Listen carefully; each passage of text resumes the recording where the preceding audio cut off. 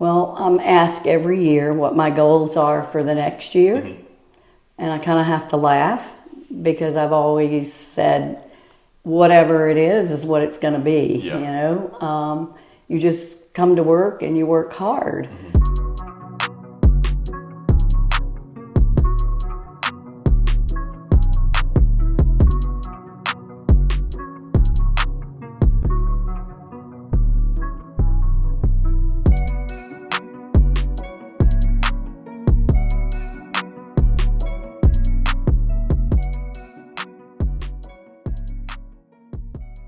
Hi everybody, welcome back to another Workout Wednesday and Happy New Year. We all hope that you had a wonderful holiday season, enjoying it with your family. We are back with our Workout Wednesdays and we have a very special guest for our first video of the year, Anita Vining. Welcome. Thank you. It was awesome to get you on. We are filming this in December, but this will be coming out in the kind of the beginning of the year, so it's when people are viewing this, it's a fresh start and fun. But I want to talk kind of a little bit about like your journey in real estate and you being in Jacksonville. So you moved here in the 1980s. Right. I want to kind of get an idea of what made you choose this city, and then also kind of how does the city differ now from back in the 80s? Obviously, there's a large time span, so I'm imagining it's very different, but just kind of get the idea of how it's different.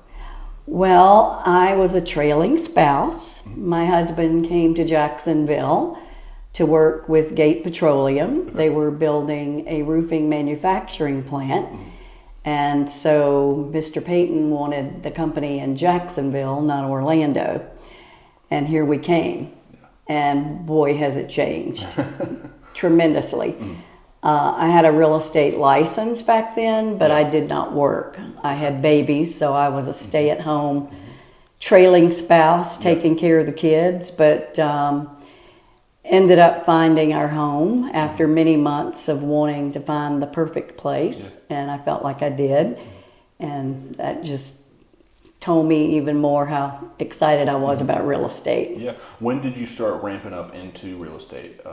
I started to go into real estate. It's funny, I found that house thinking I knew everything about real estate, and about 12 years later we decided to sell the house. And worked with all the top agents in the city. And I was a little disappointed at the end of the road and told my husband after we sold it by owner, not with a realtor, I was going to work. And he was very surprised. But our children at the time were entering into high school. So it was a good time for me to go. I always loved working and wanted to work. And here I am. So you were there at Everbank Stadium whenever we went from Prudential Network Realty and flipped over to Berkshire Hathaway Home Services. So I kind of want to just like recall, what were those feelings on that day? What was your idea of this next chapter in our company and things like that? Well, change is always scary, but obviously the research and the Berkshire Hathaway name, Warren Buffett, for sure. It was exciting, and that was a wonderful venue to have our awards banquet. And the most exciting is I turned around and saw my picture up on the Jumbotron, and my husband and I had season tickets to the games. So being in the stadium was a big deal for me. It was very exciting. So one of the things that I hear very often when people are talking about establishing a successful real estate business is consistency. What comes to mind when you think about being consistent in relation to building a real estate business? Well, I'm asked every year what my goals are for the next year. And I kind of have to laugh because I've always said, whatever it is what it's going to be. You just come to work and you work hard. I don't think of it as hard work, but I do show up. And I think that is the major difference for successful agents and non-successful. And I learned this at one of our conventions when a speaker said, it's your job. You can't start your job at 12 or 1 o'clock in the afternoon. Plan your day. You're going to the office.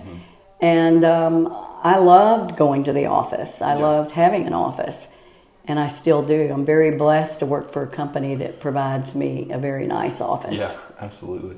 So would you say that's the most important thing for a real estate agent to realize whenever they're first getting started in the industry is establishing that consistency? Absolutely. Getting your name out, totally.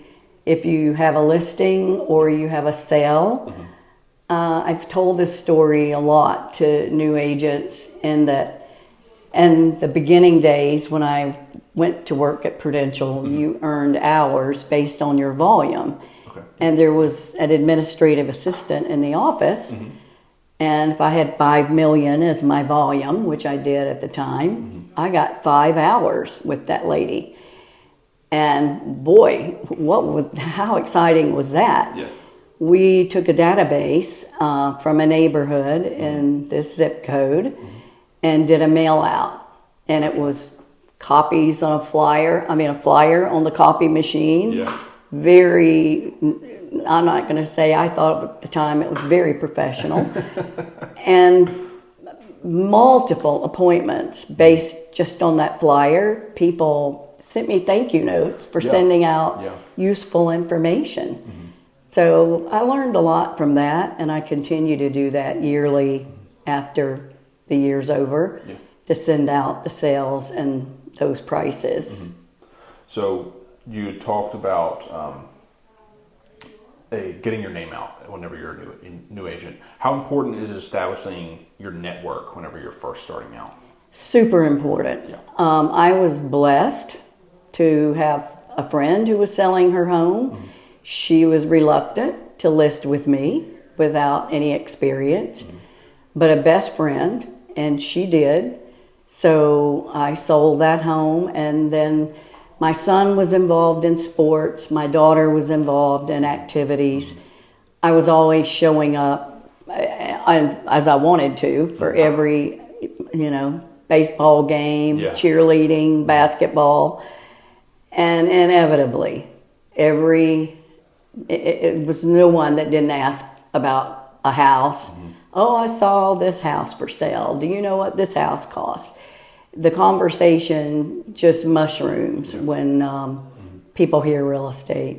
And when you feel like you're giving somebody useful information, it gets you excited. It helps. So you kind of feel like you're being a part of that experience. Yeah. Absolutely. And I think the more, at the time, I was playing team tennis. So I met a lot of contacts. We traveled all over the city playing tennis matches. And I'll never forget, Elizabeth Hudgens played for Ponte Vedra. I played for San Jose. And I always thought she was my idol. I'm like, oh my God, one day I want to be Elizabeth Hudgens. Yeah, that's really funny. That's awesome. That was before you came to Prudential? Whenever you saw Elizabeth there? Before and during. Yeah. So one of the best things I think about our company is our non-compete brokers, allowing that mentor and guide and coach to help you out whenever you're first starting, or even now on to when you're a veteran. How important do you think it is to have that mentor and coach, especially whenever you're starting out? For me, it is ultra important. I have witnessed other companies, and I would say the majority of companies in Jacksonville with brokers who are also agents. And I would view that as a major conflict. I lean on Josh quite often for legal advice, or now with the new contracts, certainly questions about that. But I don't know that I would feel so good, sharing all my inner secrets with a broker who's also competing for the same business. I've seen some pretty ugly things come out of that with other people. Which is sad, but so we kind of want to shift a little bit. So we often hear success stories from business people, and a large factor that's common across those stories is taking risks. You hear Bob Iger trying to get Pixar, about how he had to pitch himself to Steve Jobs, and he's putting his whole reputation on the line. So what is it about taking risks that factors into a real estate business? Well, I think when you go to interview for a listing, and certainly I've been invited into a lot of homes with people that I did not know. I think my invitation was based on my success and my reputation. But I will say the tools that I was provided from Berkshire Hathaway, still today, we can whip a presentation together in about 5 minutes. I know the comparables. I typically know what's going on in the neighborhood and surrounding. But that tool, talking about the company, the success of the company, my success, when you go into an appointment and you know your information, it's just hard for the client to not sign up with you. Yeah. And I've been very blessed and fortunate in how I've met a lot of, I think, very important people in the city as a result. And maybe I don't get every listing, but I try to. Yeah, so, and even with those listings you don't get, you're still learning something. Everyone is different. Yeah, absolutely. So I want to shift again. You are very big in philanthropy with your business, or just your person in general. A good part of why we're filming right now is the Deck the Square event, and have you established that event with the? I know you're on the board for San Marco Association, and were you a main part in collaborating with Dreams Come True to work with us on our tree? I was. I can't take credit for the idea of the trees, but it was a committee that I chaired, and I was blessed to have the couple that owned Fourscore, and it was their idea, and we just ran with it. Yeah. And so when we decided to sell the trees, we only had 10 because the city would only allow us to put 10 trees in the park. And I immediately said, well, I'm buying a tree. Yeah. And I said to Josh, I think the company needs to do this. If they don't want to, I'm going to do it. Yeah. We put Berkshire Hathaway out there because, of course, they wanted to participate. And I think because Dreams Come True has always been our designated, that's where we feel like we can serve the community best.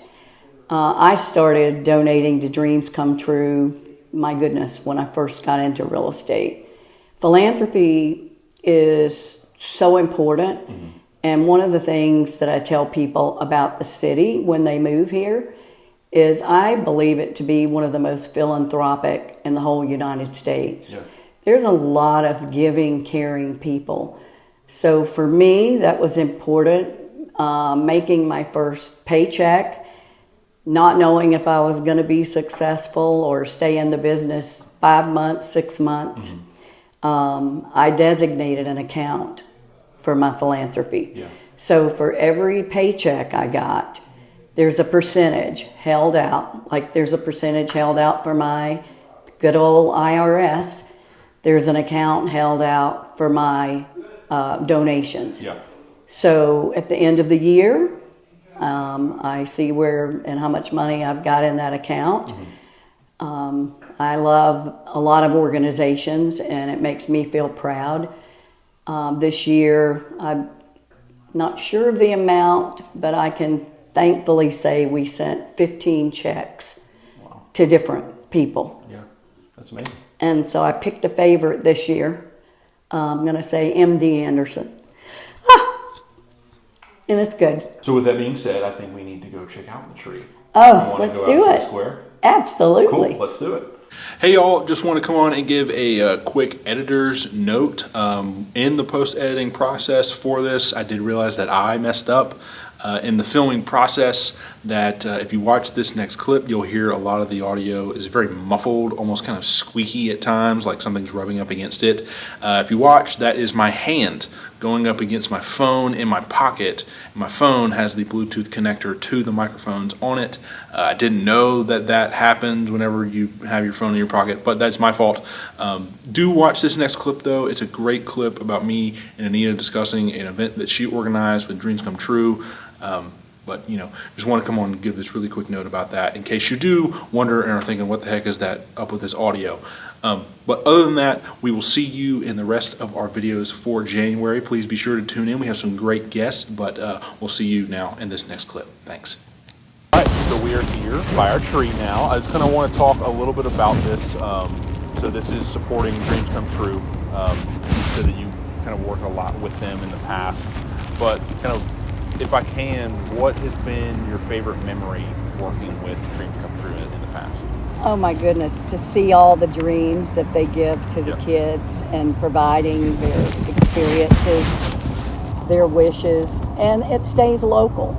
Yes. Which is what I really like. I think that, so I learned about Dreams Come True when I first came here, and I immediately fell in love with the organization because of just how much they help kids in our area too, but I just love that they're doing such awesome trips for kids that are battling kind of illnesses or diseases, but I mean, it's just an amazing organization. I'm so glad that we get to help them. Well, when I reached out, because this is our first annual Christmas tree contest for the San Marco Merchants Association, the idea was brought up that we should partner with a charity.